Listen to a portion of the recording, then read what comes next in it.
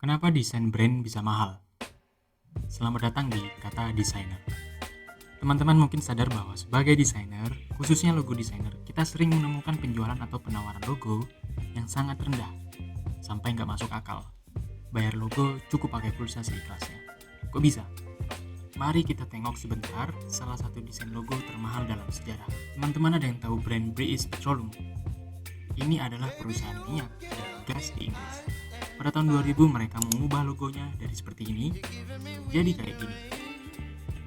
Mereka meninggalkan logo lamanya dengan menghapus lambang seal dan huruf kapitalnya, lalu diganti dengan simbol berbentuk bunga yang melambangkan energi matahari dengan warna gradasi hijau sebagai visi perusahaan yang bertanggung jawab dan empati terhadap lingkungan yang positif.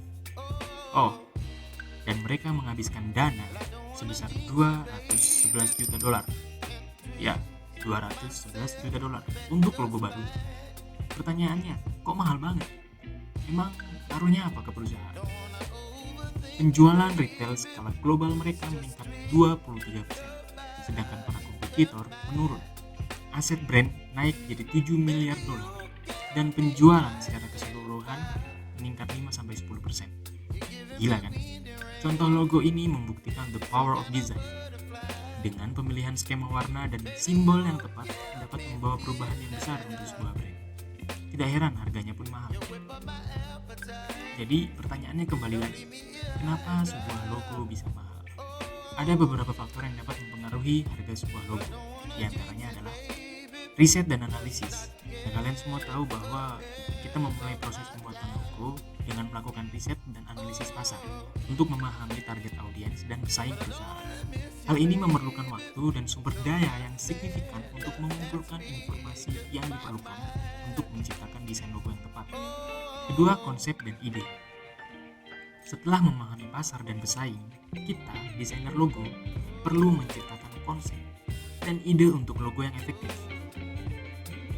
Proses ini melibatkan brainstorming, eksperimen, dan variasi dari berbagai ide sebelum menemukan yang terbaik.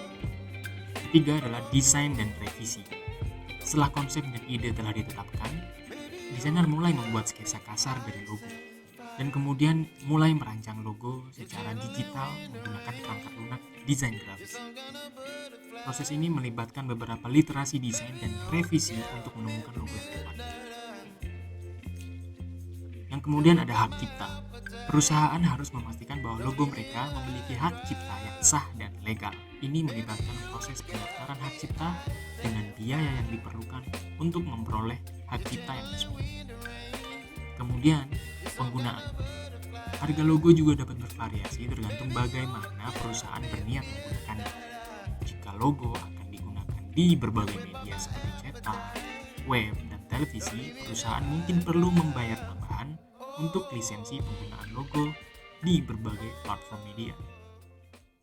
Karena proses pembuatan logo yang rumit dan melibatkan banyak aspek, serta nilai penting dari sebuah logo untuk branding, maka tidak jarang harga logo bisa menjadi mahal. Namun, biaya tersebut sepadan dengan hasil akhirnya yang dapat membantu membangun kesan merek yang kuat dan positif bagi konsumen atau audiens. Jadi, kira-kira begitulah kenapa sebuah logo bisa mahal.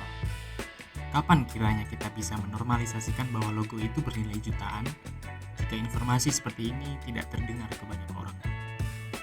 Bantu share-nya biar semua paham dan komen pendapat kalian gimana. Terima kasih sudah mendengarkan. Salam kreatif.